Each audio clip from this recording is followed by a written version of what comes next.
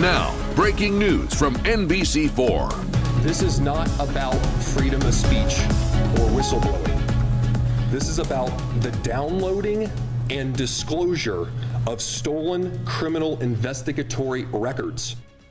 The city of Columbus has filed a request for a temporary restraining order against cybersecurity expert Connor Goodwolf.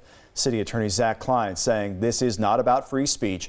It's about downloading the city's stolen data. Now, Goodwolf helped NBC4 Investigates bring to light that hundreds of thousands of people are impacted by the ransomware attack on the city after the mayor said they were not. But if the city gets its way, Goodwolf will not be allowed to do that anymore. NBC4 Investigates Isabel Cleary asked the city attorney about this late this afternoon, and she joins us now live outside his office. Isabel?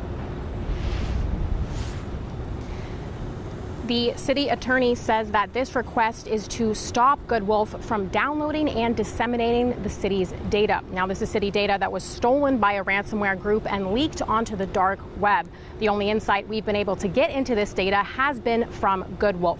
The complaint filed by the city attorney's office accuses Goodwolf of creating a serious public inconvenience and alarm by showing the damage from the ransomware group Reseda.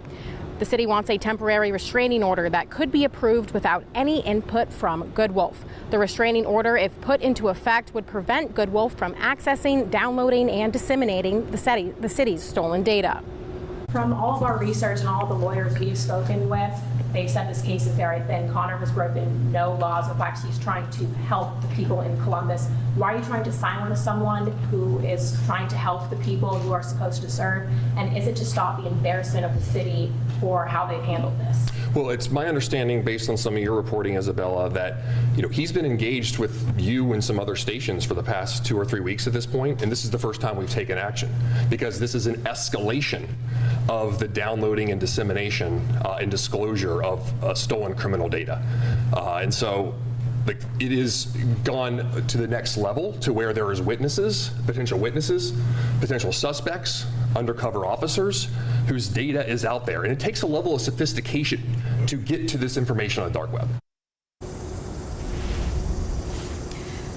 This data is available on the dark web, also known as Tor, because that is where the ransomware group put it after they stole it. Now it is accessible because it was not properly encrypted.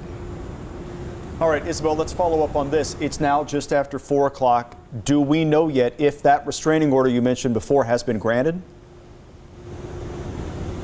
We checked just 5 minutes ago, and as of then, there was no decision yet on if this will be granted. And what about outreach to Connor Goodwolf? Have you been able to get in touch with him today? I have been speaking with him, and he is aware of this.